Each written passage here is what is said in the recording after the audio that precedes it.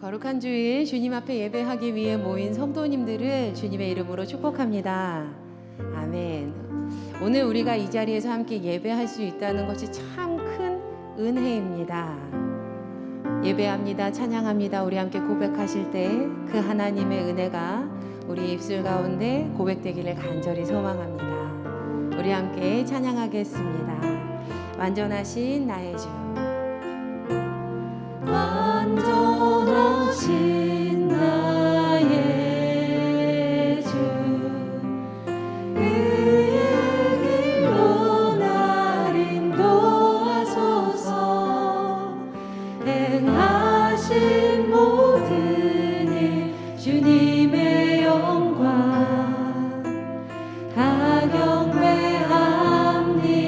우리 다시 고백합니다. 완전하신 나의 주, 완전하신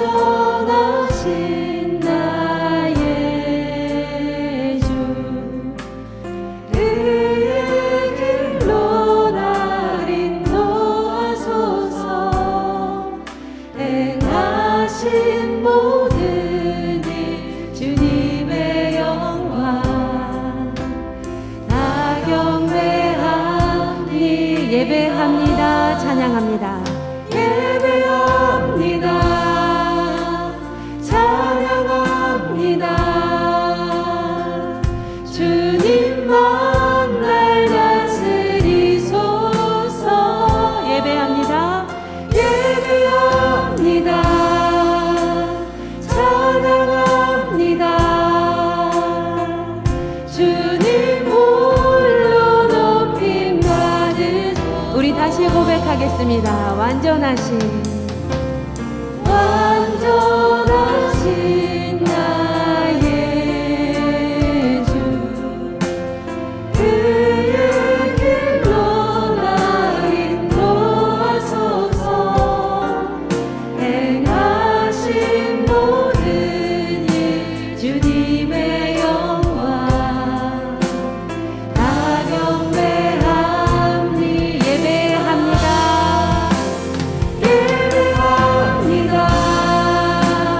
찬양합니다. 주님만 날 다스리소서. 예배합니다, 예배합니다, 찬양합니다. 주님 홀로. 우리 마지막으로 고백합니다. 예배합니다, 예배합니다, 찬양합니다. 주님만 날 다스리소서. 예배합니다, 찬양합니다. 주님 홀로 높임 받으소서. 아멘. 이 예배 가운데 우리에게 있는 향유옥합 주님께 드리기를 간절히 소망합니다. 우리에 있는 그 향유옥합 주께 드립니다. 우리 마음을 열어 함께 고백하겠습니다. 내게 있는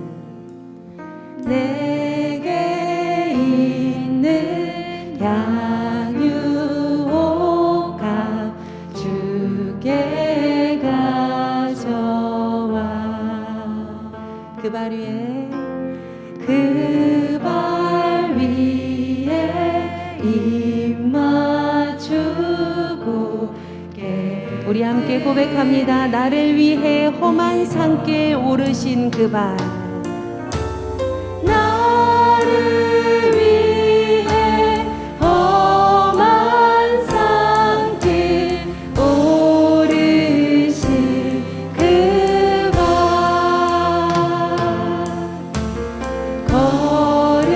걸음마다 크신 사랑 새겨놓은. 우리 2절로 함께 고백하겠습니다. 내게 있는 향유옥합, 내게 있는 향유옥합 주께 가져와. 그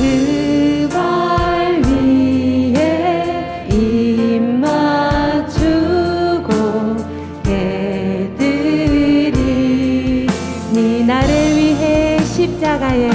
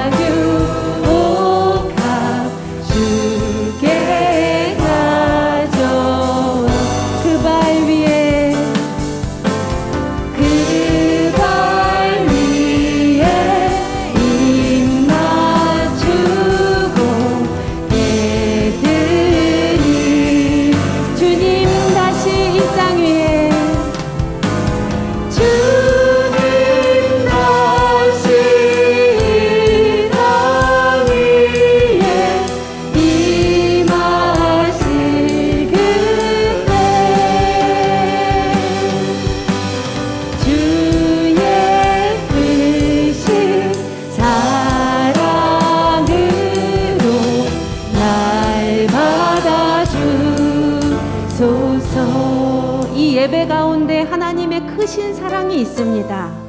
이 예배를 통하여 그 크신 하나님의 사랑을 맛보고 우리의 향유옥합을 주께 내어드리는 것을 아까워하지 않는 믿음의 고백들이 생겨나도록 우리 함께 마음을 모아 기도하겠습니다. 하나님 아버지 고맙고 감사합니다. 주님 예배 가운데 은혜 허락하여 주시사 하나님 이 예배 가운데 온전히 주님의 크신 사랑을 맛보아 누리는 은혜의 역사하심이 하나님 일어나게 하여 주시옵소서. 그 기적이 일어나는 은혜의 시간 되게 하여 주시옵소서. 하나님 붙들어 주시사 온전히 주께 향유옥합 내어드리기를 결단하는 그 결단된 생활하길 간절히 소망합니다. 주님 은혜 나와소서.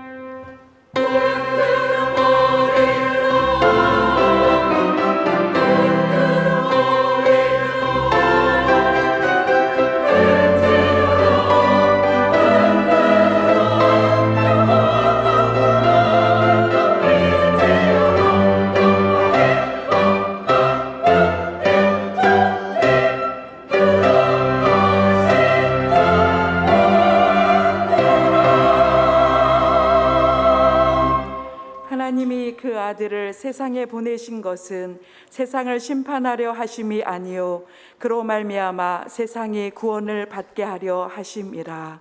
아멘. 모두 자리에서 일어나 주님의 성령 찬양하겠습니다.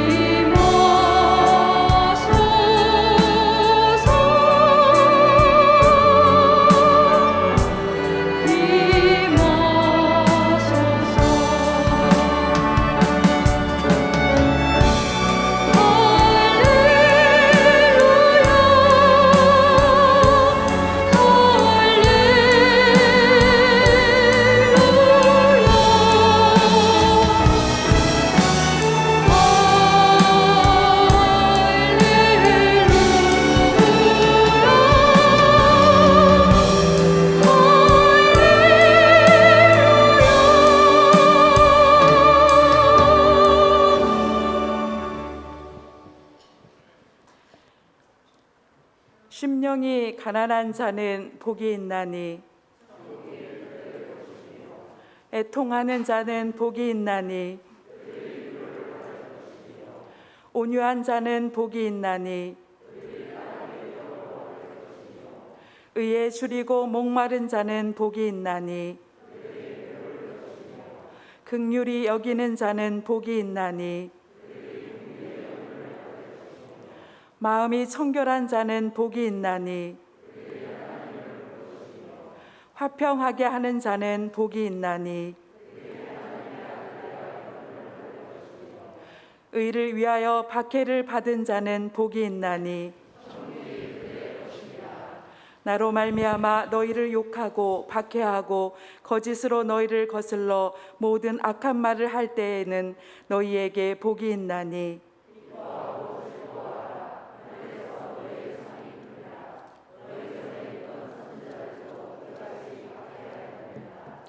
아멘.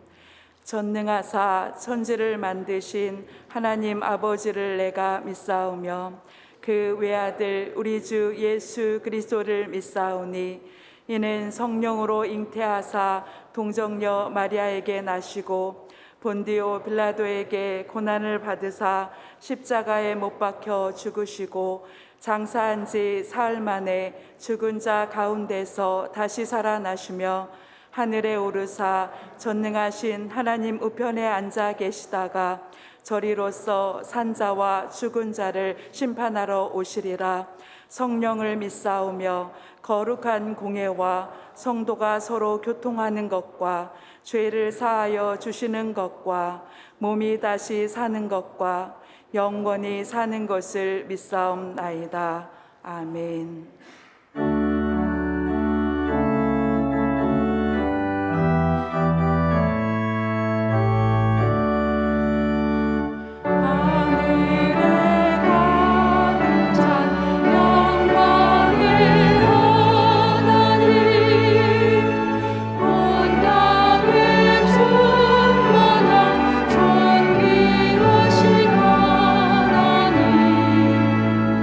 생명과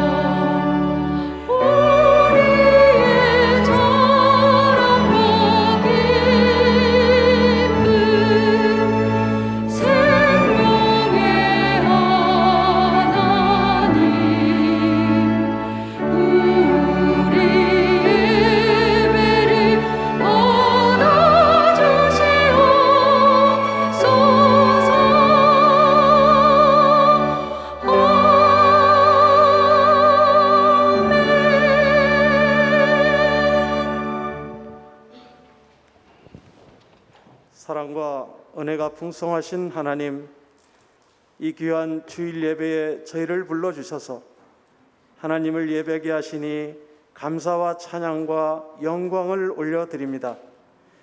이 시간 영과 진리로 예배하게 하시고 하늘의 은혜와 소망으로 충만한 예배되게 인도하여 주옵소서. 한 주간 세상에 살면서 하나님 아버지의 말씀대로 순종하지 못하고 실수하고 넘어진 저희들의 죄를 용서하여 주시옵소서. 삶의 주인 되신 아버지를 의지하지 아니하고 내가 주인 되어 판단하고 결정하였으며 세상과 구별되지 못했음을 고백합니다. 이 시간 주님의 거룩한 보혈로 저희를 덮으셔서 순결하고 깨끗한 마음으로 새롭게 하여 주옵소서. 장기화되고 있는 코로나 팬데믹으로 고통 중에 있는 이들을 위로하여 주시고 하루속히 예배가 회복되며 온 나라가 안정되어 평안할 수 있도록 긍휼을 베풀어 주시옵소서. 이 나라의 대통령과 위정자들에게도 지혜를 더하여 주시어서 이 나라와 민족을 위한 올바른 판단을 내릴 수 있도록 인도하여 주옵소서. 하나님 아버지, 교회 리모델링과 관련된 모든 절차들이 순조롭게 마무리되도록 도와주시니 감사합니다. 지역사회와 소통하며 이웃을 사랑하는 교회, 말씀이 살아있는 교회, 하나님의 사랑이 넘치는 우리 교회 되게 인도하여 주시옵소서. 머리 숙여 기도하는 저희들에게 듣는 지혜를 더하여 깨닫게 하시고 보지 않고 믿는 큰 믿음을 허락하여 주시옵소서. 세상에 나아가 변화된 삶으로 그리스도의 아름다운 향기를 뿜어내는 우리 의정부 제1사랑 공동체 모든 성도님들 에게 인도하여 주시옵소서. 이제 말씀을 듣습니다. 우리 목사님께 하늘의 신령한 은혜와 성령 충만함으로 인도하여 주셔서 듣는 저희들에게 은혜와 평강이 넘치게 하여 주시옵소서. 전심으로 하나님께 영광 돌리는 찬양대의 찬양을 기뻐 받으시고 예배를 돕는 봉사자들의 헌신도 기쁨으로 받아주시기를 간절히 바라고 원하며 죽기까지 우리를 사랑하신 예수 그리스도의 이름으로 기도하옵나이다. 아멘.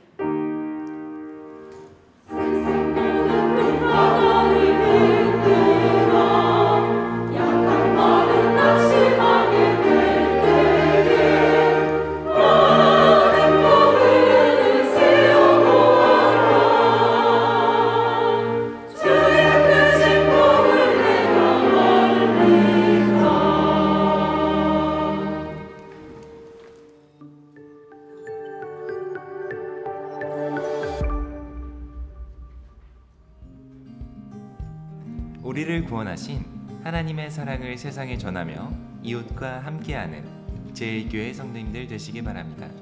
1월 셋째 주 교회 소식입니다. 오늘 2부 예배 시 교육부와 문화부의 임명식이 있습니다. 주님의 은혜 가운데 맡겨진 사명을 감당하도록 중보해 주시기 바랍니다. 사회적 거리두기 연장에 따른 교회 일정을 안내합니다. 2022년 리더 수양회는 2월 6일 온 세대 예배 시간에 있습니다. 참석 대상자는 화면과 주보를 확인하시기 바랍니다.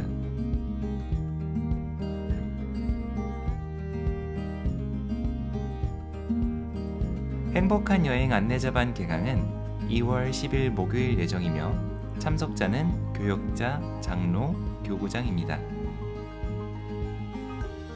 이른비 기도회와 장로부부 헌신 예배는 거리두기 완화 시까지 연기됩니다. 교회 일정은 거리두기 방역 지침에 따라 재조정될 수 있으며 변경될 시 주보와 영상 광고를 통해 안내해 드리겠습니다. 예배 안내입니다. 사회적 거리두기 강화 조치가 3주간 연장됨으로 인해 주일 1, 2, 3부 예배와 교회학교 주일 예배, 새벽 예배와 수요 예배의 대면 인원을 좌석 대비 30%로 유지합니다. 예배 예약은 하지 않습니다. 온세대 예배는 가정 예배로 드립니다. 계속해서 교회의 방역에 협조해 주시고 개인 위생도 철저히 해주시기를 부탁드립니다. 모든 소그룹 모임은 백신 접종 완료자에 한하여 6인 이내로 진행합니다. 교회에서 속회나 선교회 모임을 갖기 원하는 분은 2층 교역자실로 신청하시기 바랍니다. 주중에 교회를 방문하는 분들은 발열 체크와 손소독을 먼저 하시고 이후 교인증 QR 출석 체크나 출입 명부 작성을 하시기 바랍니다. 우리 교회 스마트 요람에서 직접 백신 접종일을 기록할 수 있으며 신년 예배 임사자 명단을 확인하실 수 있습니다. 성전 헌화를 희망하는 분들은 해세드 예배실 뒤편에서 신청하시기 바랍니다. 1, 2월 매일 성경 큐티책이 1층 사무실에 준비되어 있습니다. 속회 보고서가 교부대에 준비되어 있습니다. 종이 보고서를 사용하실 속장님께서는 작성 후 헌금함이나 각 교부장님께 제출하시기 바랍니다. 기부금 영수증을 신청할 성도님은 교회에서 보내드린 단체 문자 링크를 활용하거나 2층 교육자실에서 신청서를 작성하시기 바랍니다. 구역회가 다음 주일 오후 12시 40분 3층 해세드 예배실에서 있습니다. 화면과 주보를 통해 구역회 참석 회원을 확인하시기 바랍니다.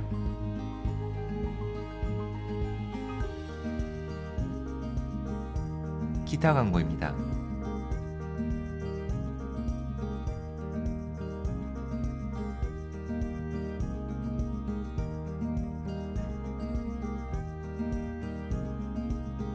성도님들 모두 건강하시고 평안한 한 주간 되시기 바랍니다. 사랑이 넘치는 예수님의 가족 의정부 제1교회 소식이었습니다.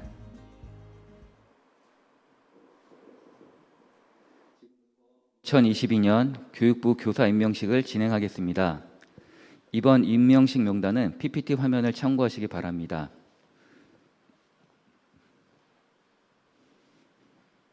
우리 교회 교회학교는 교장 선생님이신 담임 목사님 이하 영아부, 유치부, 아동부, 청소년부, 청년부로 구성되어 있으며 담당 교육자 및 부장님들의 현황은 화면에 보시는 바와 같습니다. 올해 교회학교 교사는 영아부 4명, 유치부 10명, 아동부 25명, 청년부 12명, 청소년부 12명, 청년부 1명, 총 52명이며 세부 교사 명단은 화면을 참조해 주시기 바랍니다. 이상 52명을 대표하여 각 부서의 선생님이 임명장을 받겠습니다. 선생님들은 앞으로 나와 주시기 바랍니다.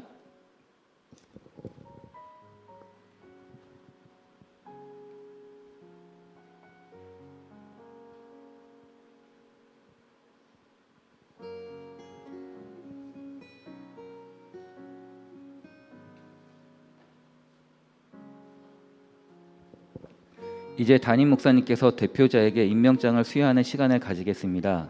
호명되는 분들은 강당 앞으로 나와 서시기 바랍니다. 조나영 선생님 앞으로 나와주세요. 임명장 소속 교육부 성명 조나영. 위 사람은 하나님의 영광을 위해 예수 그리스도의 몸된 교회를 섬겨 헌신할 교회학교 영아부 교사로 임명합니다. 주 2022년 1월 16일 기독교 대한 간리회 위정부 제1교회 오태현.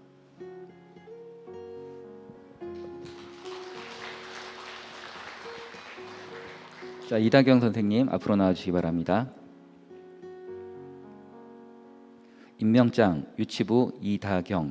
이하 내용은 같습니다.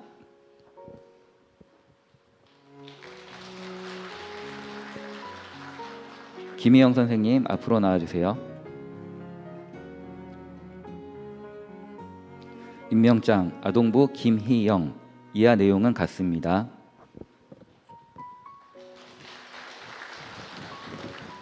김태희 선생님 앞으로 나와주세요.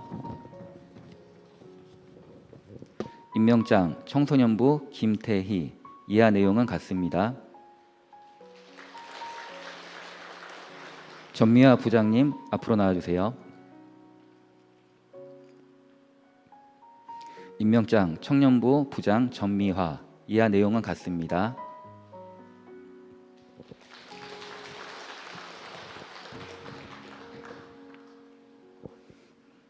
자, 전체 차렷. 담임 목사님께 인사. 뒤로 돌아주시기 바랍니다. 차렷. 성도님들께 인사. 선생님들은 자리에 돌아가 주시기 바랍니다.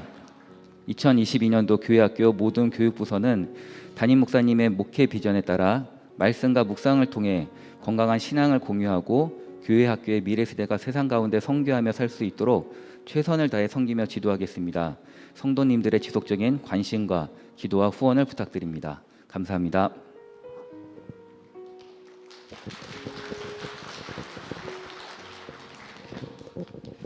이어서 2022년도 문화부 임명식을 진행하겠습니다. 이번 임명식 명단은 PPT 화면을 참조해 주시기 바랍니다.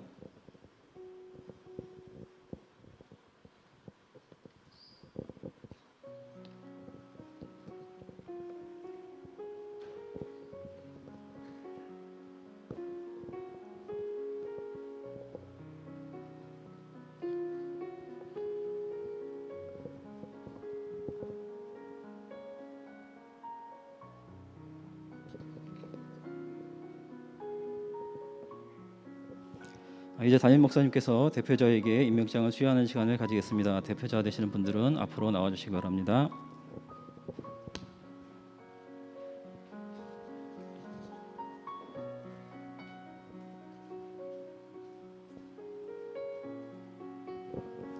먼저 시원찬양대 염정금 권사님 앞으로 나와주시기 바랍니다.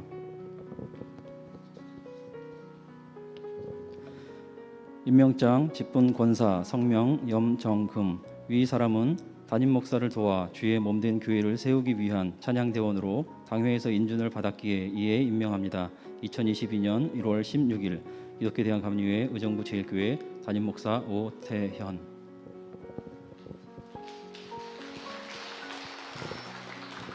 다음 김경희 권사님. 직분 권사 김경희 이하 내용은 같습니다.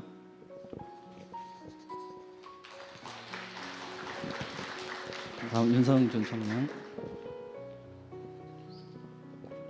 청년 윤성준 이하 내용은 같습니다.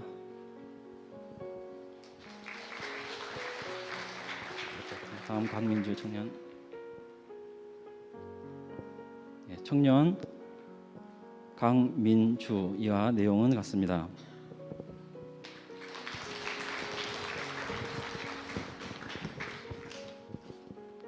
차렷 목사님께 인사. 뒤를 돌아주시기 바랍니다. 성도님들께 인사.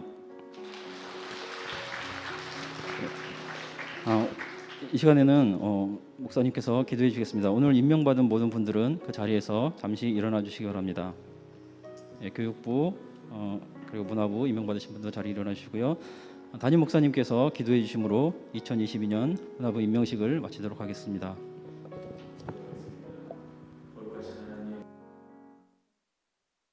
불러 주님의 일을 하게 하시니 감사드립니다.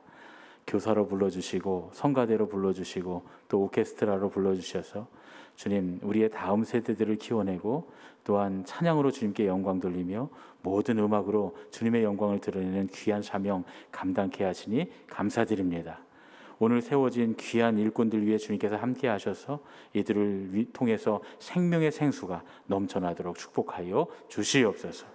주님의 일을 할 때 기쁨이 넘쳐나고 봉사할 때 삶이 풍성해지고 주님 나눌 수 있는 삶들이 다 될 수 있도록 축복하여 주시옵소서. 그리하여 우리 교회뿐만 아니라 또한 주 아버지 삶의 모든 자리에서 또한 우리의 이웃들과 함께 나누는 나눔이 풍성한 교회다운 아름다운 교회로 성장해 나갈 수 있도록 인도하여 주시고 그것이 주님 앞에 봉사하는 모든 이들의 기쁨과 보람이 되도록 축복하여 주시옵소서. 예수님의 이름으로 간절히 축복하며 기도하옵나이다.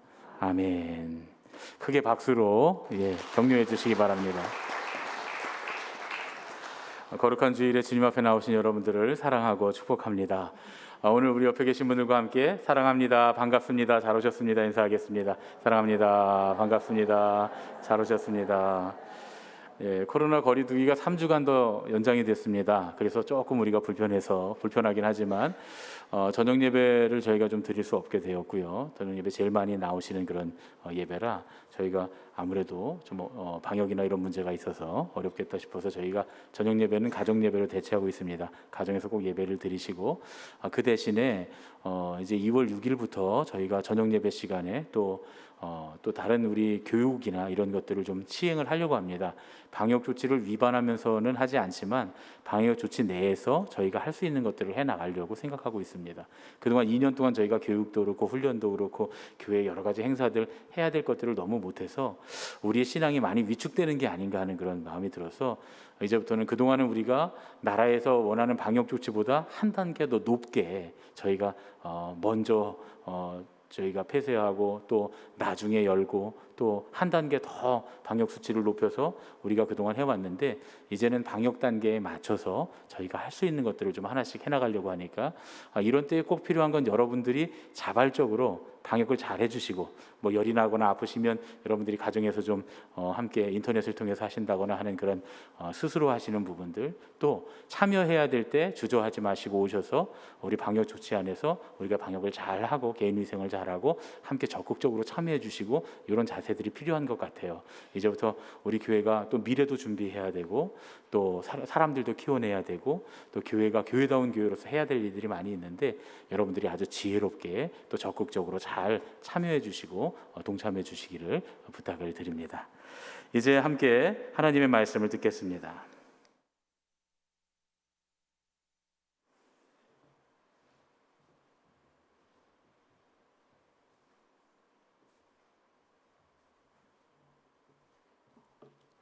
모두 자리에서 일어나 하나님의 말씀을 듣겠습니다. 오늘 우리에게 주시는 하나님의 말씀은 마태복음 13장 31절에서 33절 말씀입니다. 또 비유를 들어 이르시되 천국은 마치 사람이 자기 밭에 갖다 심은 겨자씨 한 알 같으니 이는 모든 씨보다 작은 것이로되 자란 후에는 풀보다 커서 나무가 되매 공중의 새들이 와서 그 가지에 깃들이느니라. 또 비유로 말씀하시되 천국은 마치 여자가 가루 서말 속에 갖다 넣어 전부 부풀게 한 누룩과 같으니라. 이는 우리에게 주시는 하나님의 말씀입니다. 아멘.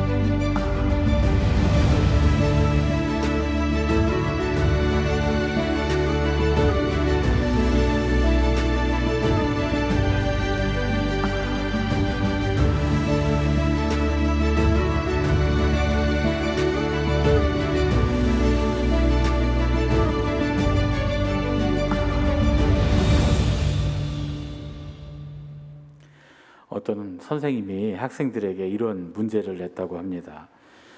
부부가 바다 위에서 조난을 당했는데 남편이 부인을 버려두고 혼자 도망을 쳤어요. 그때 부인이 마지막으로 남편에게 뭐라고 말했을까? 학생들이 막 웅성웅성하고 소란스럽습니다. 그러면서 대부분 다 나쁜 놈! 내가 저렇게 나쁜 인간이랑 결혼해서 살았다니! 막 이런 류의 대답들을 합니다. 아이들이 즐겁게 막 떠드는데 유독 한 학생만 아주 굳은 표정으로 앉아 있었습니다. 선생님이 그 학생에게 너는 어떻게 생각하니? 하고 물었습니다. 그러자 그 학생이 이렇게 대답을 했다고 해요. 선생님, 제 생각에는요, 우리 아이 잘 부탁해요 라고 말했을 것 같아요. 선생님이 깜짝 놀라면서 물었습니다. 어떻게 그런 생각을 했니? 그러자 그 학생이 이렇게 대답했습니다. 우리 엄마가 돌아가실 때 그렇게 말하셨어요. 침몰하는 배에서 똑같이 아내를 버리고 탈출해도 무책임한 아주 나쁜 남편이 될 수도 있고 또 정말로 책임감 있는 그런 남편일 수도 있다. 그런 이야기입니다. 세상에서 선과 악이라고 하는 게 어떤 때는 굉장히 복잡하게 얽혀 있어서 쉽게 판단을 할 수 없을 때가 참 많이 있죠. 그러니까 그래서 그냥 눈에 보이는 대로만 판단하면 안 되는 이유가 여기에 있습니다. 사람들은 대부분 잘 모르면 오해합니다. 잘 모르면 그냥 내가 잘 모른다 이렇게 생각하면 좋은데 사람들이 그렇게 생각하지 않고 오해하는 경향이 많습니다. 또 어떤 때는 오해를 넘어서 미워하기도 하고요. 사람들이 자기와 다른 것들을 잘 견디지 못합니다. 자기와는 다른 것, 자기가 알지 못하는 것을 그래서 두려워하고 어떤 때는 혐오스러워하고 그게 더 나아가면 증오하기까지 합니다. 사실 그런 이유 때문에 우리 신앙인들이 믿음의 사람들, 하나님의 교회가 오랜 기간 동안 미움을 당하고 핍박을 당했습니다. 심지어 초대교회는 사람을 잡아먹는 사람들, 또 혹은 불을 지르는 사람들 이렇게까지 오해를 받고 그랬어요. 그런데 실제로 지금도 우리의 신앙생활은 세상 사람들이 보기에는 어이없는 일인 경우가 많습니다. 비합리적이고 비상식적일 수도 있어요. 그러나 믿음을 알고 믿음대로 사는 사람, 믿음대로 사는 삶의 가치를 아는 사람들은 세상이 오해하더라도 믿음으로 사는 법입니다. 마태복음 13장 31절에서 33절까지의 말씀을 통해서 우리에게 이런 얘기를 들려줍니다. 세상 사람들이 오해하고 미워하더라도 믿음의 사람들이 꼭 지켜야 할 것과 또 꼭 살아야 하는 삶의 방식이 무엇인가? 그것을 마태의 교회에 또 지금의 우리에게 가르쳐 줍니다. 먼저 겨자씨의 비유를 보면 또 비유를 들어 이르시되 천국은 마치 사람이 자기 밭에 갖다 심은 겨자씨 한 알 같으니 이렇게 시작이 됩니다. 어떤 사람이 겨자씨를 자기 밭에 뿌렸다는 거예요. 정확하게 말하면 겨자나무 씨앗이라고 해야 될 것 같아요. 우리가 생각하는 이 풀로 자라는 그런 겨자는 아니니까요. 그래서 그 씨는 커다란 나무가 되었습니다. 그리고 새들이 와서 깃드는 튼튼한 나무가 되었다는 거예요. 그런데 이 바로 겨자씨가 천국이라는 겁니다. 우리가 단편적으로만 생각하면 천국은 작은 것을 심어서 큰 것을 거두는 것이로구나 이렇게 생각할 수 있습니다. 그런데 조금만 더 깊이 생각해 보면 이 이야기에는 큰 모순이 있다는 것을 알게 됩니다. 밭에 나무를 심는 것이나 그 밭에 새들이 와서 둥지를 트는 일이 보통의 사람들이 생각하기에는 어이없는 일이거든요. 나무를 심으면 땅의 수분과 양분을 나무가 다 빨아들여서 주변의 곡식이나 채소가 자라기가 아무래도 어렵거든요. 게다가 그 나무에 새들까지 와서 살고 있다면 이건 심각한 일입니다. 새들이 곡식밭이든 과수원이든 거기에는 새들은 좋지 않거든요. 그런데 이 겨자씨가 천국이라는 거예요. 곡식이나 채소밭에 나무가 좋지는 않지만 그런데 그럼에도 불구하고 꼭 한 그루는 심어야 합니다. 왜냐하면 농사를 사람이 짓기 때문이죠. 기계도 오랫동안 일을 하면 잠시 쉬게 해야 되는데 우리가 자동차를 운전하고 다녀도 2시간이나 3시간에 한 번씩은 휴게소에서 쉬면서 운전을 하라고 하잖아요. 사람도 문제지만 기계도 문제가 되니까요. 기계도 오랫동안 일하면 쉬어야 되는데 사람은 말할 것도 없죠. 사실 농부들에게 나무 그늘은 굉장히 유용합니다. 떼약볕이 막 내리쬐는 시간에 밭 한가운데서 쉴 수가 없죠. 여러분 혹시 그 콩밭 내보셨습니까? 그 대낮에 뜨거운 여름날에 콩밭 매는 일이 얼마나 어려운지 몰라요. 저는 청년들하고 이제 봉사활동 가서 또 수련회를 시골로 가서 콩밭을 참 많이 매봤는데 그 콩밭 매다가 노래가 절로 나오더라고요. 콩밭 매는 안악내야 배족삼이 흠뻑 젖누나 무슨 서름 그림 하나 고개마다 눈물 이제 잘 기억이 안 나요. 저는 뭐 가요는 잘 모릅니다. 어쨌든 그 가사가 생각이 나면서 야, 이 며느리가 콩밭 매다 왜 이렇게 많이 울었는지 알겠다 하는 생각이 들더라고요. 굉장히 힘듭니다. 정말 떼약볕이 막 머리에 내려쬐면 어질어질하고 쪼그리고 앉아 있으니까 무릎은 아프고 허리 아프고 콩밭 매는 이 매도 풀은 끝이 없고 그냥 홈이 집어던지고 내가 전도사만 아니었으면 도망가고 싶더라고요. 청년들 다 버리고 정말 너무너무 힘들더라고요. 그러니까 그 떼약볕 한가운데서 피할 나무 그늘이 있으면 너무나 감사하죠. 천국이 따로 없습니다. 거기가 천국이죠. 하나님의 나라는 밭에 심은 이 겨자나무 씨앗과 같다는 겁니다. 저는 이 천국의 비유가 우리가 마땅히 지켜야 할 신앙에 관한 말씀이라고 생각을 했어요. 우리 신앙인들도 자기 인생의 밭에 신앙이라고 하는 나무 하나를 심은 사람이다 말이죠. 신앙을 모르는 사람들은 대체로 우리를 모자란 사람이라고 생각합니다. 우리 보세요. 일주일 내내 일하고 주일이 되면 교회에 모여서 또 일하잖아요. 성가대도 아침부터 일찍 와서 막 연습하고 여태 일하셨잖아요. 그렇죠? 여태 일했죠. 게다가 그렇게 열심히 일을 해서 주중에 열심히 일을 해서 돈을 다 목사한테 갖다 바쳐요. 주일도 교회에 와서 다 목사 좋은 일을 하는 거예요. 전부 다. 물론 사실을 알면 그렇지 않지만 우리 장로님들은 너무나 잘 아시는 사실이지만 실제로 세상 사람들은 그렇게 생각합니다. 그렇게 생각해요. 그러니까 우리가 얼마나 어이없습니까? 우리가 예배하는 모습을 보면서 세상 사람들은 밭에 나무를 심었구나 혹은 저 나무에 새까지 와서 둥지를 틀고 있구나 이렇게 생각을 합니다. 그래서 사람들이 우리를 비웃는 거예요. 한심하다고 말하는 거예요. 그런데 그들은 전혀 모르는 게 있죠. 육신에 쉼이 필요한 것처럼 우리의 영혼에도 쉼이 필요한 줄로 믿습니다. 어거스틴이 고백록에서 아주 유명한 말을 했는데 우리는 하나님과 함께 살도록 창조되었기 때문에 하나님께로 돌아가기 전까지 우리 삶에 참된 평화는 없습니다. 없는 거예요. 그래서 우리는 지치고 피곤하고 문제 많아서 힘겨운 우리의 삶 한가운데서 주님께로 돌아와 주님의 품에서 안식을 누려야만 합니다. 바로 이 안식이 우리 삶의 평안의 결정체입니다. 여러분 편안하다고 꼭 평안한 건 아니죠. 집에 누워서 편안히 쉰다고 마음의 평안이 있는 건 아닙니다.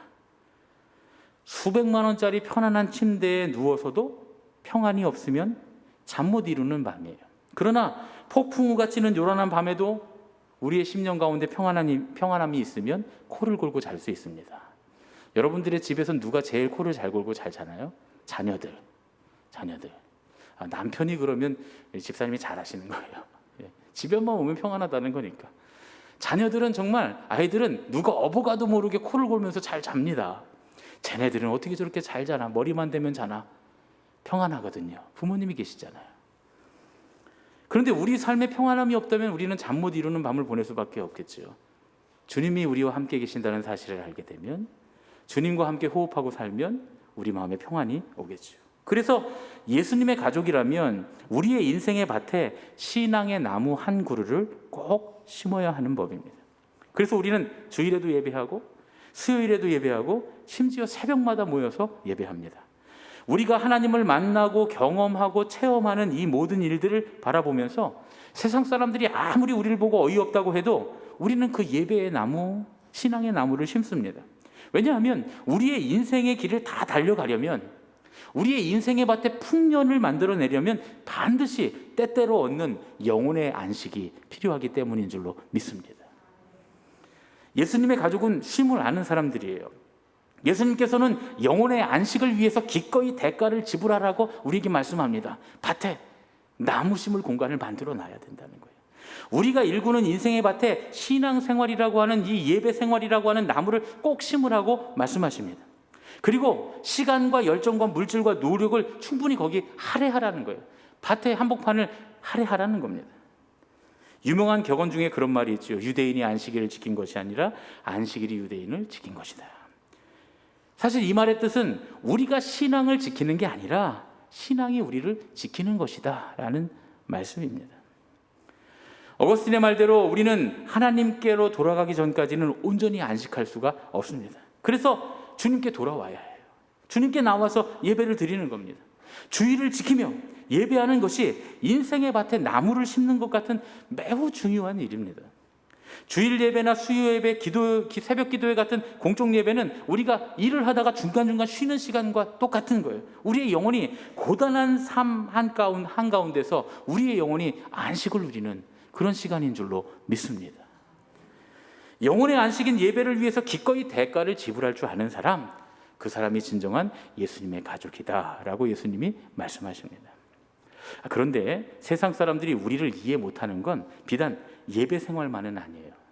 세상 사람들은 우리의 삶을 보면서 가난한 자 같으나 부유한 자로 사는 우리의 삶을 이해를 잘 못합니다. 뭘 저렇게 모여서 맨날 나누고 먹고, 뭘 저렇게 모여서 맨날 즐겁게 웃고, 보면 그 삶은 나보다 못한 것 같은데 세상 사람들이 이해를 잘 못해요. 마태복음 13장 33절, 천국은 마치 여자가 가루 서말 속에 갖다 넣어 전부 부풀게 한 누룩과 같으니라. 예수님은 누룩이 천국이라고 말씀하십니다. 누룩은 빵을 부풀게 하는 데 사용되죠. 원래 가루가 얼마 안 돼도 누룩으로 부풀려 놓으면 꽤 커집니다. 밤털만한 반죽에 누룩을 넣어 놓으면 주먹만큼 커져서 큰 빵이 되잖아요. 그런데 이 여인은 오늘 말씀 보면 가루 3말에다가 누룩을 섞었다는 거예요. 유대인의 규례대로 하면 가루 3말은 무려 32리터나 되는 많은 양입니다. 여러분, 떡도 한 말 하면 적지 않아요. 그렇죠? 한 말 하면 사실 한 가족이 한 번 먹을 양은 절대 아니에요. 절대 먹을 수 없습니다. 모르죠. 뭐 또 어느 집은 떡을 엄청 잘 먹어서 한 말을 한 가족이 한 10명 정도 가족이 돼 갖고 먹을지도 모르겠지만 10명 가족도 한 번에 떡 한 말은 절대 못 먹습니다. 엄청 큰 양이에요. 근데 3말의 가루라고 하면 그 양이 지나치게 많죠. 그러니까 어떤 학자들은 이 가루의 양이 2,000명이 한 번에 먹을 빵의 양이라는 거예요. 2,000명이. 굉장히 많은 양이죠. 그러니까 사정을 모르고 보면 이 여인은 지금 큰 일을 저질러 버린 겁니다. 게다가 여러분, 누룩을 가루에 넣으면 저장이 불가능해요. 지금처럼 냉장고가 있는 때도 아니고 금방 냄새나고 쉬고 썩어버릴 겁니다. 도대체 이 여인은 무슨 생각으로 이런 일을 저질렀을까? 그런데 이 여인을 설명해 줄 수 있는 단 한 가지 상황이 있는데 그건 뭐냐 하면 잔치, 파티를 벌이는 겁니다. 나누는 거예요, 사람들하고 다 같이. 이 여인은 잔치를 벌이려고 이렇게 많은 가루를 부풀렸을 거예요. 아니, 혹시라도 잔치를 벌이려고 하지 않았어도 이제 잔치를 벌일 수밖에 없습니다. 사실은 이 후자의 말씀이 더 예수님의 말씀에 가까워요. 천국이 우리 삶에 들어온 거예요. 누룩이 우리 삶에 들어와 버렸어요. 내가 거기 넣은 게 아니라 천국이 우리에게 다가왔어요. 예수님을 통해서. 그러니까 이제는 나누려고 하지 않아도 나눌 수밖에 없어지는 거예요. 이것이 누룩의 능력입니다. 누룩은 그녀의 삶에 들어가서 부풀려서 잔치를 벌이게 했고 나눌 수밖에 없는 삶으로 그 삶을 송두리째 변화시켰다는 거예요. 천국이 이 누룩과 같다고 예수님 말씀하십니다. 천국이 그 삶에 들어온 사람들은 스스로 주체할 수 없어진다는 거예요. 함께 나누지 않으면 당장 썩어버릴 거니까요. 혼자 먹는 삶은 하나님께서 기뻐하시지 않습니다. 혼자 쥐고 움켜쥐고 있으면 누룩이 들어와서 다 썩어서 그 삶에서 악취가 날 수밖에 없어요. 그래서 진정한 예수님의 가족은 자기의 소유를 부풀려서 자기가 받은 은혜를 부풀려서 마치 며칠이 지나면 썩어 없어져 버릴 것처럼 나누는 사람들입니다. 요즘 신앙인들 중에 나홀로 신앙인이 굉장히 많죠. 그냥 회중 예배에만 나가서 신앙생활하면 되지. 그래서 하나님 나 만났으니까 하나님하고 관계만 잘 되면 되지. 이렇게 생각하는 사람들이 많이 있습니다. 요즘은 심지어 회중 예배 나오지도 않고 혼자 심지어 인터넷으로 예배 드리는 사람도 많아요. 여기저기서 내가 듣고 싶은 얘기, 은혜 받을 만한 얘기 골라서 혼자 신앙생활, 나랑 하나님만 관계만 바르면 되지. 그런데 여러분, 이건 크게 잘못된 신앙입니다. 온전한 신앙이 아니에요. 왜냐하면 하나님의 창조 원칙에 어긋나요. 구약 성경 창세기에 보면 하나님께서 태초에 에덴 동산을 만드시고 천지를 만드시고 에덴 동산을 창설하셨어요. 그리고 모든 것이 하나님 보시기에 좋았더라라고 말씀하셨는데 희한하게도 한 가지 그 에덴 동산에도 좋지 못한 것이 있었다고 성경이 기록해요. 그게 뭡니까? 아담이 독처하는 것, 아담이 혼자 있는 것. 사람이 혼자 있는 게 하나님과 관계를 맺고 사는 게 그냥 하나님 보시기에 다 좋은 거라면 아담만 만드시고 아담하고 하나님하고만 관계하고 사셨으면 되죠. 그런데 하나님 보시니까 아담이 혼자 있는 게 좋지 못하셨어요. 그래서 하와를 만드시고 인류를 만드십니다. 하나님은 우리가 나 홀로 신앙생활하기를 원치 않으세요. 은혜는 누룩과 같습니다. 나누지 않으면 썩어버리는 거예요. 그게 바로 은혜의 원리예요. 그래서 하나님께서 은혜의 원리를 그렇게 만드셨어요. 우리가 예배하고 말씀을 묵상하고 기도하면서 받은 은혜는 꼭 누군가와 나눌 수밖에 없게 누룩처럼 하나님 만드신 거예요. 그러지 않으면 너무 많은 걸 낭비하고 썩어버리게 되고 삶에서 악취가 나게 됩니다. 하나님의 은혜는 나 혼자만을 위한 게 아니라는 거예요. 하나님께서 우리에게 주신 은혜는 무엇보다 가정에서 먼저 나누라고 주신 겁니다. 집에서 신앙에 관한 이야기, 신앙의 이야기를 하는 건 굉장히 유익합니다. 그런데 가정에서 교회 얘기를 하는 건 독이 됩니다. 여러분 이 말의 의미를 잘 들으셔야 돼요. 우리는 집에 가면 교회에서 생긴 어떤 일들에 대해서, 어떤 사건에 대해서 누구랑 무슨 일이 있었는지 그런 얘기를 자주 하죠. 또 교회의 어떤 사람에 대한 얘기를 해요. 그런데 그 얘기들은 절대로 신앙에 도움이 되지 않고요. 오히려 사람을 시험에 들게 하고 신앙에서 멀어지게 할 가능성이 큽니다. 신앙생활 안 하는 사람이라면 절대로 교회 근처에 오지 않게 만드는 그런 아주 나쁜 영향을 미치죠.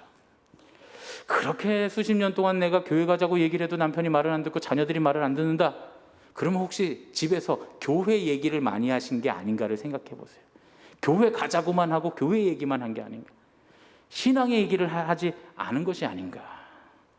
신앙에 대해서 말하는 게 좋습니다. 우리가 받은 은혜와 간증이 우리 가족들의 신앙을 살리는 거예요. 그래서 가정에서는 할 수 있으면 가정 예배를 드리는 게 좋습니다. 그런데 가족들이 신앙이 없어서 예배를 안 드릴 수가 없을 때는 말씀 받은 가운데 그 말씀 가운데 받은 은혜, 기도하면서 받은 은혜를 때를 얻든지 못 얻든지 나누는 거예요. 내가 오늘 하나님의 말씀을 듣고 이렇게 살기를 결단하고 이렇게 살아보니까 이렇게 하나님께서 내게 은혜를 주시더라. 이런 얘기를 하는 거예요. 교회에서 그 집사가 나한테 뭐라 그랬지, 권사가 뭐라 그랬지, 뭐 목사님이 나한테 어떻게 행동했지, 이런 얘기를 하면 그건 은혜의 길을 막는 거죠. 오히려 때를 얻든지 못 얻든지 나의 간증, 나의 체험, 나의 은혜를 자꾸 나누다 보면 금세 믿지 않던 가족들이 나 이번 주에 같이 교회 나가면 안 돼? 하는 기적이 일어나게 됩니다. 그리고 이제 가정을 넘어서서 예수님의 가족들은 속회나 선교회 같은 소그룹에 꼭 참여해야 돼요. 주님께서 분명히 말씀하시기를 뭐라고 말씀하세요? 두세 사람이 내 이름으로 모인 곳에는 내가 너희와 함께 있느니라. 예수님의 말씀이에요. 특별히 속회는 참여해도 되고 안 해도 되는 게 아니에요. 잘못 알고 계신 분들이 너무 많아요. 그냥 미신 믿듯이 절에 가서 부처님 섬기듯이 그냥 때 되면 절에 가서 부처님 한번 얼굴 보고 오고 그런 식으로 신앙생활 하는 사람들이 너무 많아요. 교회는 그렇지 않습니다. 하나님이 만든 은혜의 법칙은 그렇지 않아요. 속회는, 특별히 속회는 하나님께서 은혜를 나누라고 만들어 주시는 거예요. 우리의 관계들. 물론 속회가 때때로 부담스러울 때 있어요. 어떤 분들은 나 속회가 너무 부담스러워, 선교회가 너무 부담스러워. 왜 그럴까요? 받은 은혜만, 말씀으로 받은 은혜만 나눠야 하는데 세속적인 걸 나누면 부담스러워져요. 그래서 속회에서든 선교회에서든 세속적인 얘기 나누는 거 아니에요. 뭐 파마는 어디가 잘하더라, 요즘 부동산이 어떤데 어디 땅을 사야 된다더라, 어디 주식이 잘 되는데 어디 주식을 해야 된다더라, 요즘은 뭐 비트코인이 유행, 어떻게 돈을 벌고 어떻게 애들을 교육하고 어떻게 살고, 이런 얘기를 나누려고 속회를 하거나 선교회를 하는 게 아닌데 그런 얘기들이 나눠지기 시작하면 부담스러워집니다. 그래서 속회는 세속적인 모임이 아니기 때문에 반드시 속회 안에서는 함께 말씀만을 묵상해야 되고 신앙적으로 얻은 교훈과 간증만, 은혜의 간증만 나눠야 합니다. 그래야 돼요. 그러면 마치 그게 누룩을 넣은 가루로 빵을 만들어서 온 동네가 나눠 먹는 것 같이 영혼의 큰 잔치가 열리게 되고 우리 하루하루 살아가는 삶의 영역에, 생활의 영역에 예배자의 삶이 이루어지게 됩니다. 어디서 무엇을 하든 우리의 가정에서든 우리의 모임에서든 우리가 살아가는 삶의 자리에서 예배자로 설 수 있게 되는 가장 중요한 영향을 미치게 되는 거예요. 우리 교회는 영화부에서부터 어른들까지 온 교회가 매일 같이 똑같은 본문으로 묵상을 합니다. 그렇죠? 그러니까 언제든지 만나면 은혜 나눌 수 있어요. 교인들이 굳이 만나서 이번에 뭐 저 어디 분양이 떴다는데 그거 했어? 이런 얘기 할 필요 없어요. 오늘 말씀 은혜 받았지? 난 이렇게 은혜 받았어. 할아버지와 할머니 손자가 손녀가 만나도 마찬가지예요. 야, 지난 주간에 그 우물가의 여인 예수님이 만나신 얘기 생수의 강이 넘쳐나리라 그 얘기했지. 또 지난 주간에 포도주로 예수님이 물로 포도주 만드시는 그거 성경 읽었지. 그러면 맞아요 할아버지, 우리 집에 있는 정수기에서도 다 기도하면 포도주 수가 콸콸 나왔으면 좋겠어요. 그러면 그래 그렇지 하면서 이렇게 하나님의 말씀을 함께 나눌 수 있는 그런 기회는 굉장히 좋은 겁니다. 우리 교회가 좋은 공동체가 될 수 있는 시스템들을 잘 갖췄어요. 이게 은혜입니다. 나눔이라고 하는 거, 하나님의 말씀과 간증을 나눈다고 하는 건 정말 큰 은혜입니다. 그런데 중요한 건 이런 은혜는 우리 교회 안에서만 나눠서는 안 된다는 거예요. 이게 또 그리스도의 몸인 전체의 교회, 이 모든 교회에 함께 나눠줘야 한다는 거예요. 이런 걸 뭐라고 하냐면 이런 걸 공교회라고 합니다. 하나님의 교회가 공교회성을 잃어버렸다, 현대의 교회가 공교회성을 잃어버렸다 자꾸 말을 하는 게 바로 이런 것 때문이에요. 그냥 우리 교회가 그동안은 개교회주의에 빠져서 자기 교회만 부흥하고 우리만 성장하면 된다고 하는 잘못된 방향을 달려왔다는 거예요. 그 결과 공교회성이 파괴되고 그리스도의 몸인 전체 교회의 은혜가 나눠지지 못하고 서로 상처받고 심지어는 세상에 짓담받는 데까지 이르게 되었다는 겁니다. 그래서 이제는 자기 교회만 생각하는 이기적인 개교회주의를 벗어나서 지역사회 다른 교회들과 또 세계의 교회들과 함께 동역하고 동참함으로써 하나님의 나라를 확장하고 그리스도의 몸을 세우는데 노력해야 한다는 거예요. 우리 교회를 보면 중보기도에 항상 우리 교회들, 지역에 있는 교회들, 또 우리가 선교하는 곳들을 놓고 기도를 합니다. 우리 교회는 지금 우리 지방에 있는 교회들 중에 미자립 교회 중에 어려워서 요청을 하는 교회는 다 돕고 있어요. 물질적으로도 다 돕고 있고, 그리고 늘 기도 제목을 놓고 기도하고 있고, 중보기도에 늘 그 교회들 이름을 놓고 그 교회들을 위해서 기도합니다. 근데 올해 이제 한 교회가 추가됐는데 승리교회라고 하는 이충선 목사님 교회, 지방의 교회가 추가됐는데 거기는 우리가 물질적으로 돕는 건 아니에요. 어느 날 이충선 목사님이 저를 만나서 얘기하기를 뭐라 그랬냐면, 목사님, 나 너무 기도를 받고 싶은데, 나도 목회적으로 우리 교회도 누군가 기도해 주면 좋겠는데 교인들이 적으니까 기도의 용사 30명만 모였으면 좋겠는데 우리 교인은 30명이 안 되니까 기도의 용사 30명이 안 돼요. 그래서 혹시 목사님 우리 교회를 위해서 기도해 줄 수 있습니까? 그래서 제가 그랬죠. 목사님 그 30명 제가 모아드릴게요. 우리가 물질적으로 후원을 해달라고 해도 미자립 교회는 도와줘야 되는데 기도로 후원해달라고 그러면 얼마든지 기도해 드릴 수 있습니다. 그래서 우리 교회 새벽기도회, 중보기도회, 승리교회 이름 넣고 그 중보기도 팀에게 자세하게 3가지인가 기도 제목이 있으세요. 그래서 그 3가지 기도 제목을 자세하게 중보기도 팀에게 알려드리고 그 기도 제목을 함께 기도해 주세요 하고 부탁을 했습니다. 이렇게 교파를 넘어서서 또 개교회를 넘어서서 또 신학을 초월해서 우리가 함께 선교하고 공교회성을 회복하는 교회, 그런 교회가 진짜 교회고 건강한 교회고 교회다운 교회인 줄로 믿습니다. 여러분, 미국에서 가장 인기 있는 스포츠가 뭔지 아세요? 뭐 야구도 생각하실 수 있고 농구도 생각하실 수 있고 뭐 축구도 생각하실 수 있는데 그런 것들이 아니고 미국에서 가장 인기 있는 스포츠는 단연코 미식축구입니다. 풋볼. 그 중에서도 한 해 모든 시즌을 마무리하면서 열리는 결승전, 슈퍼볼이라고 하는데요. 이 슈퍼볼은 미국뿐만 아니라 캐나다를 포함한 모든 북미의 사람들이 이날은 전부 다 TV에 이 슈퍼볼 게임, 결승전 게임을 보는 그런 날입니다. 대단한 경기죠. 얼마나 많은 비용들이 여기 왔다 갔다 하냐면 그 경기 사이에 잠깐 이제 광고하는 시간이 있는데 그 광고에 30초 광고하는데 2020년 기준으로 66억 원이 들었대요. 30초에 66억 원입니다. 뭐 우리나라 현대 같은 데 막 1분씩 광고하고 그러거든요. 그러면 벌써 130억을 내야 되는 거예요. 130억을. 근데 그거를 위해서 또 광고를 새로 찍거든요. 회사들이. 슈퍼볼용 광고를 따로 찍습니다. 그러니까 그 광고 찍는 비용까지 하면 수백억을 내는 거예요. 그 광고 한 편, 30초짜리 광고 한 편에 수백억을 내는 겁니다. 그만큼 경쟁이 치열해요. 그만큼 이 슈퍼볼은 단 한 번의 경기로는 세계에서 가장 뜨거운 스포츠 경기입니다. 그런데 가끔 이 슈퍼볼에서 기적이 종종 일어나요. 어떤 기적이냐 하면 말도 안 되는 팀들이 승리하는 그런 기적이 일어납니다. 지난 2018년에도 필라델피아 이글스 팀이 기적같이 우승을 해냈어요. 그런데 필라델피아 이글스 팀은 굉장히 오래된 유구한 역사를 가진 풋볼팀이거든요, 미국에. 그런데 그 오랜 기간 동안 한 번도 우승을 못했대요.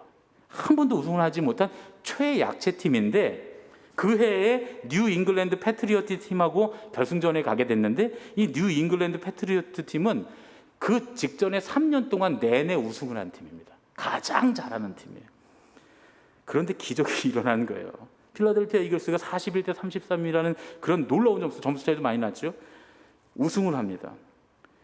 이때 막 이 팀이 처음으로 우승을 했으니까 난리가 났는데 승리하고 난 뒤에 이들이 했던 행동이 많은 사람들에게 큰 관심을 불러일으킵니다.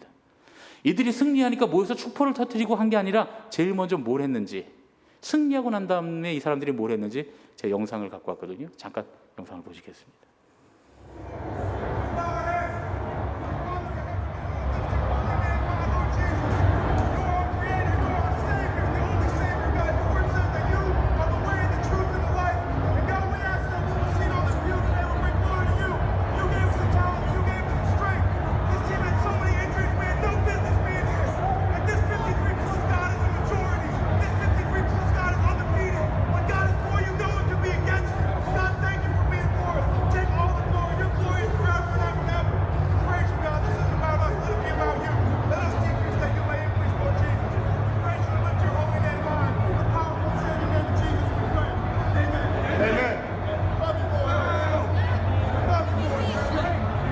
Explain this, that 9 years ago you're coaching in high school and here you are with this trophy.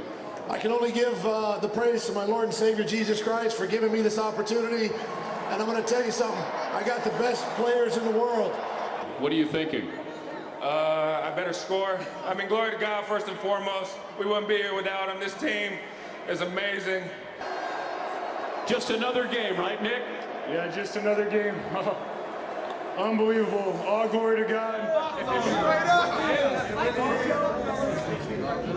Our Father.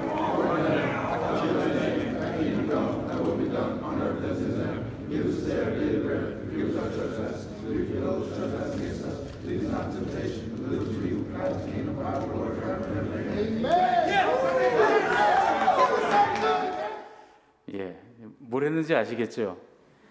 우승하는 순간에 선수들이 막 환호하면서 축포를 터뜨린 게 아니라, 축배를 들고 막 샴페인을 터뜨린 게 아니라 갑자기 운동장 한 군데로 선수들이 모이기 시작하더니 다 같이 모여서 하나님께 영광의 기도를 드립니다. 그리고 나서 감독부터 또 선수들이 다 인터뷰를 하는데 뭐 우리는 잘 들리잖아요. 글로리 갓, 얼마나 잘 들립니까? 글로리 갓, 지저스 크라이스트. 아니 무슨 우승 인터뷰를 하는데 제일 먼저 글로리 갓부터 시작하고 지저스 크라이스트, 하나님께 영광 돌리고 예수님께, 예수 그리스도께 영광을 돌립니다. 그리고 나서는 그 모든 세레모니가 끝나고 나서 라커룸에 다 모였을 때 이 슈퍼볼의 맨 마지막 라커룸에서 선수들이 스태프들과 다 함께 주기도문을 외우고 하나님께 영광을 돌리면서 그 게임을 마칩니다. 근데 이 장면이 이게 워낙 세계적으로 유명한 스포츠다 보니까 북미에 있는 모든 TV 방송 카메라가 그들을 주목하고 있는 가운데, 또 북미에 있는 모든 신문의 신문 기자들, 스포츠 기자들이 다 와서 사진을 찍고 있는 가운데서 이 그대로 생방송으로 사람들에게 전달됐다는 거예요. 이 이후로 필라델피아 이글스 팀의 우승만큼 많이 주목했던 게 사람들이 그들의 신앙에 관한 거였어요. 우승 인터뷰에서 감독을 비롯한 모든 선수들이 이건 우리의 능력이 아니라 하나님이 영광 받으실 일이고 우리가 우승을 하는 건 우리의 신앙 때문이다 라고 고백을 했다는 거예요. MVP가 된 쿼터백 닐 폴스라고 하는 사람은 이 선수는 항상 집에서 나가기 전에 기도를 하고 성경을 읽기 위해서 새벽 4시에 일어난다는 거예요. 그러니까 성경을 읽고 기도한 다음에 이제 훈련을 하러 가는 거죠. 만약에 4시에 나가야 될 때가 있고 새벽 4시에 나가야 될 때가 있으면 항상 새벽 2시에 일어나서 기도하고 말씀 읽고 나간다는 거예요. 이 닉 폴스 선수가 내 몸은 항상 경기를 뛸 준비를 하고 있습니다. 그리고 나는 그것을 위해서 내 영혼과 정신도 함께 준비합니다. 이렇게 인터뷰로 고백을 합니다. 그런데 이 닉 폴스 선수가 그 해의 최고의 MVP가 됐지만 하나님의 말씀으로 준비하기 전까지 승승장구한 사람은 아니었다는 거예요. 2013년에 아주 유망한 선수로 주목을 받았는데 경기 성적이 너무 부진해서 여러 번 팀을 옮기면서 트레이드를 계속 당했다는 겁니다. 거기다 설상가상으로 그의 아내가 기립성 빈맥증후군, 라임병, 이 병들을 동시에 얻으면서 너무 힘들어서 슈퍼볼 온 지 얼마 안, 미식축구 슈퍼볼 온 지 얼마 안 됐는데 은퇴를 해야 되겠다라고까지 결심을 했었다는 거예요. 그런데 그렇게 힘든 시기를 거칠 때 그가 나 이때 믿음의 도약을 해야 되겠구나 라고 결단을 했다는 거예요. 그래서 하나님의 말씀과 예배 중심으로 신앙의 교제를 중심으로 살기 시작했다는 거예요. 그런데 그때부터 하나님께서 역사하시기 시작하셨고, 그리고 결국 슈퍼볼의 MVP가 되었다라고 간증합니다. 그런데 이건 닉 폴스 선수만의 기적이 아니었던 거예요. 이 이글스 팀의 선수들이 매주 예배하고 성경 공부하고 소그룹, 속회 모임을 했다는 거예요. 여러분 얼마나 바쁩니까? 이 선수들 굉장히 바쁜데 비시즌에는 훈련을 해야 되는데 그 훈련 기간에도 예배와 소그룹은 절대로 빠지지 않았다는 거예요. 미식축구 경기가 주로 주일에 열리니까 30% 이상의 선수들은 주일 예배를 드릴 수 없다는 거예요. 경기에 나가는 선수들, 경기에 후보로 나가는 선수들은 예배를 그날 주일은 못 드리는 거예요. 하루 종일 경기를 해야 되니까. 그래서 이 사람들이 생각하기를 아예 목사님을 모시자. 그래서 감독들하고 선수들이 자기들이 돈을 내서 그래서 페이를 하고 목사님을 자기 팀의 목사님으로 모십니다. 그래서 화요일마다 이 목사님의 설교로 예배를 항상 화요일마다 예배를 드리고, 수요일에는 목사님과 함께 사도행전 성경 공부를 했다는 거예요. 그리고 목요일에는 자기들끼리 신앙 서적을 나누면서 소그룹으로, 속회로 모임을 했다는 거예요. 훈련 캠프가 시작되면 엄청나게 일정이 바쁜데도 불구하고 예배와 소그룹은, 다시 말하면 예배와 속회는 절대로 빠지지 않고 다 모였다는 거예요. 유튜브에 보면 필라델피아 이글스 팀의 또 다른 쿼터백인 카슨 웬츠라고 하는 선수가 자기들의 예배 시간에 간증하는 장면이 나와요. 제가 그 장면을 보면서 이제 영어라 제가 영어 잘 못하니까 근데 들으면서 좀 몇 번 들으면서 해석을 해봤더니 이런 내용입니다. 우리가 해야 될 전부가 뭐냐? 우리가 해야 될 전부는 우리의 믿음을 예수님 안에 두는 것입니다. 그리고 예수님을 믿으세요. 그게 우리의 전부입니다. 그 은혜를 놓치지 마세요. 그리고 그 다음 두 번째로 공동체의 가치에 대해서 나는 말하고 싶어요. 좋은 교제의 가치. 당신들을 믿음 안에서 지켜주는 좋은 친구들, 이것을 꼭 가지세요. 당신의 삶을 믿음으로 세워주는 친구들이 당신들에게 있습니까? 당신들은 당신들의 삶에 다른 사람들의 삶을 믿음으로 지금 채워주고 있습니까? 이런 공동체, 이런 소그룹을 가지세요. 만일 없다면 이런 소그룹, 이런 공동체에 속하도록 기대하고 시도해 보세요. 이렇게 간증을 합니다. 결국 필라델피아 이글스 팀은 감독에서부터 선수들까지 모두가 예배를 지켜내는 것과 우리가 모여 함께 은혜를 나누는 이 소그룹이 우리의 삶에 어떤 영향력을 미치는지, 어떤 승리를 가져다 주는지에 대해서 증명해 보여 주었습니다. 지난 주간 우리가 묵상한 요한복음에 보면 사마리아 수가성의 야곱의 우물에서 한 여인을 만나시는 예수님의 얘기가 기록되어 있어요. 예수님은 이 여인과의 대화를 통해서 생명의 생수가 되신 성령님의 충만하심에 대해서 말씀하면서 그 연장선 위에 참된 예배에 관한 말씀을 하십니다. 연결되어 있다는 거죠. 다시 말하면 생명의 성령께서 이끄시는 하나님 나라의 삶에 있어서 성령께서 우리를 생수의 강물로 인도하시는 그 하나님 나라로 가는 길에 있어서 예배가 얼마나 중요한가를 말씀하시는 겁니다. 요한복음 4장 23절 24절 말씀입니다. 아버지께 참되게 예배하는 자들은 영과 진리로 예배할 때가 오나니 곧 이때라. 아버지께서는 자기에게 이렇게 예배하는 자들을 찾으시느니라. 하나님은 영이시니 예배하는 자가 영과 진리로 예배할지니라. 아멘. 예배에 있어서 가장 중요한 조건 첫 번째로 하나님 아버지께 드리는 예배여야 한다는 거예요. 다른 데 하는 건 아무 소용이 없어요. 내 마음을 만지는 예배, 내 마음을 위로받는 예배, 오늘 목사님 설교 좋았어요 하는 그런 거 말고 내가 오늘 하나님께 영광을 돌렸는가, 하나님께 기쁨을 드렸는가, 하나님께 드리는 예배여야 한다는 거예요. 그리고 나서 영과 진리로 예배하는 자들, 함께 하나님께 영과 진리로 예배하는 사람들이 필요하다는 거예요. 그 영은 뭐냐? 넘치는 생수로 우리에게 부어주시는 성령님의 은혜, 또 진리는 뭡니까? 진리의 말씀. 이런 것들을 함께 나누는 사람들, 이 네 가지가 있어야 참된 예배로 완성이 된다는 겁니다. 공동체가 함께 모여 드리는 예배에는 주님으로부터 부어지는 은혜가 있어요. 또 장소와 시간이 어떠하든지 그 형식이 어떠하든지 우리가 진리의 말씀을 나누기 위해서 모이는 그 나눔의 예배 속회는 서로를 향해 받는 은혜를 쏟아놓는 믿음의 거룩한 교제가 있습니다. 그 주님께 받은 은혜가 우리의 삶의 영역까지 확장되고 적용될 때, 그때 우리는 우리의 삶의 자리에서도 예배자로서 살아갈 수 있게 돼요. 산제사를 드리는, 자기 삶을 산제사로 드리는 삶을 살 수 있게 됩니다. 그렇게 될 때 이 모든 것이 생명의 강을 이뤄서 하나님 나라를 향해서 흘러가게 되는 줄로 믿습니다. 그래서 우리가 공동체 예배와 나눔의 예배, 속회를 잘 드리면 당연하게도 우리 삶의 생명의 역사가, 생수의 강이 넘쳐나게 되고 삶의 기적이 일어나게 되는 줄로 믿습니다. 우리 오늘은 이렇게 인사했으면 좋겠습니다. 좀 긴데요. 예배를 지킵시다. 은혜를 나눕시다. 기적이 일어납니다. 제가 적어왔어요. 길었어요. 우리 함께 옆에 계신 분들과 인사하겠습니다. 예배를 지킵시다. 은혜를 나눕시다. 기적이 일어납니다. 할렐루야. 그렇게 믿으십니까? 아멘. 오늘 말씀을 정리합니다. 신앙이라고 하는 건 그걸 알지 못하는 사람들에게는 어이없는 일입니다. 예수님을 믿고 하나님 나라를 사는 예수님의 가족들은 밭에 나무를 심는 사람들이지요. 세상이 이해하지 못하고 어이없어하고 비웃는다 할지라도 풍성한 추수를 위해서 영혼의 안식을 누릴 줄 아는, 예배를 귀중히 여기는 사람들, 받은 은혜를 나누는 것을 귀중히 여길 줄 아는 사람들, 그런 사람들이야말로 진정한 예수님의 가족들입니다. 마치 오늘이 지나가면 다 썩어 없어질 것처럼 받은 은혜를 나누는 것, 신앙의 가족들과 함께 은혜를 나눠야 합니다. 은혜는 나 혼자 가지고 있으면, 움켜쥐고 있으면 썩어서 냄새나고 악취가 나지만 나누면 더욱 풍성해져서 온 세상에 가득하게 되는 거예요. 결국 우리가 나눈 은혜가 다른 사람들을 세워주고, 다른 사람들이 우리에게 나눠준 은혜로 우리가 영혼의 겨울을 능히 이겨낼 수 있게 되는 줄로 믿습니다. 그래서 온전한 예배는 십자가를 닮았어요. 우리가 회중 예배를 통해서 하나님과 우리의 만남을 통해서 하나님을 사랑한다면, 하나님은 또한 교제의 예배를 통해서 서로 사랑을 나누라고 우리에게 말씀하십니다.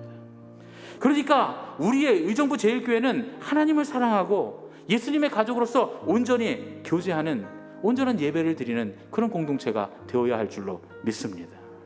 아직까지 이 십자가의 온전한 예배를 드리지 못하신 분들은, 그런 분들이 계시다면 오늘 결단하시고 기적의 주인공들이 다 되시길 예수님의 이름으로 축원합니다. 아멘. 함께 우리 이런 교회 되게 하소서 찬양하고 봉헌하고 기도하겠습니다.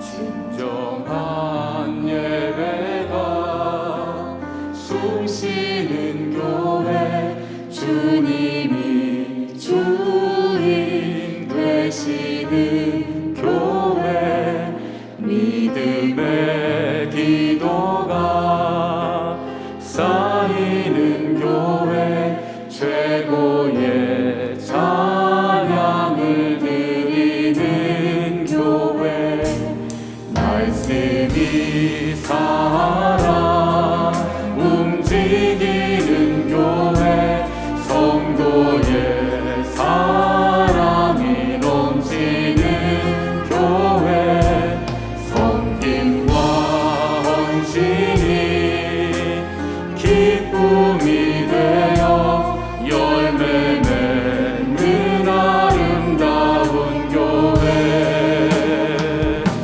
주님의 마음 닮아서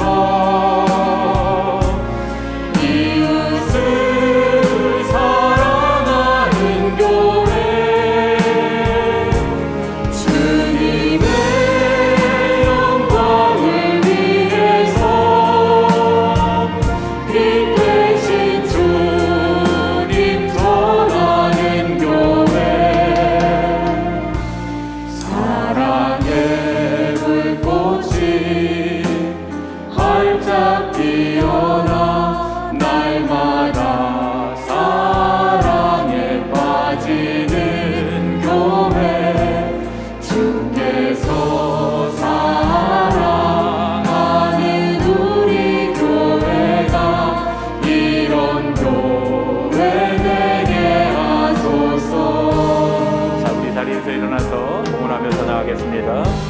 진정한 예배가 숨쉬는 교회, 진정한 예배가 숨쉬는 교회, 주님이 주인 되시는 교회, 믿음의 기도가 쌓이는 교회, 최고의 찬양을 드리는 교회, 말씀이 살아 움직이는 교회, 성도의 사랑이 넘치는 교회, 섬김과 헌신이 기쁨이 되어 열매 맺는 아름다운 교회,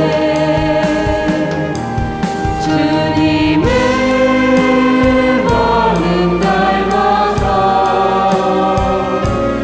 이웃을 사랑하는 교회, 주님의 영광을 위해서 빛 대신 주님 전하는 교회,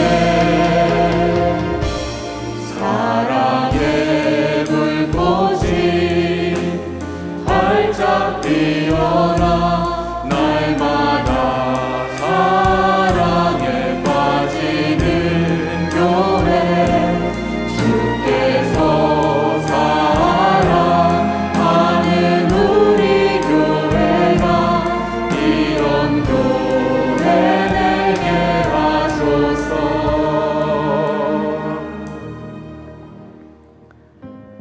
우리를 사랑하셔서 우리의 삶에 기적을 경험케 하시고 체험케 하시는 하나님 아버지, 주님의 크신 은혜에 감사드립니다. 우리는 오늘 주님의 말씀을 들으며 우리 인생의 밭에 나무 한 그루를 심기로 결단합니다. 또한 우리 삶에 주신 넘치는 은혜를 나누며 살기로 결단합니다. 우리 삶의 예배와 은혜의 나눔을 통해 날마다 기적을 체험하고 경험하며 살게 하여 주시옵소서. 하나님 나라를 향해 가는 길에서 우리를 이끄시는 주님의 인도하심을 늘 체험하며 살도록 인도하여 주시옵소서. 오늘도 주님 앞에 우리의 가진 것 중에서 거룩하게 구별하여 예물로 드립니다. 드려진 예물 위에 복되게 하시되 우리의 공로가 아닌 하나님의 전적인 은혜로 충만하게 부어주시는 거룩하신 복을 받아 누리게 하여 주시옵소서. 이제는 십자가에서 우리를 구원하신 우리 주 예수 그리스도의 크신 은혜와 하나님 아버지의 한량없으신 사랑과 성령님의 감동하시고 감화하시고 인도하심이 삶의 신앙의 나무를 심고 풍성히 받은 은혜를 나누기로 결단하는 예수님의 가족들, 우리 제일교회 모든 성도들, 이 예배에 참여한 예배자들 머리 위에 이제부터 영원까지 함께 하시옵기를 예수님의 이름으로 간절히 축원하옵나이다. 아멘.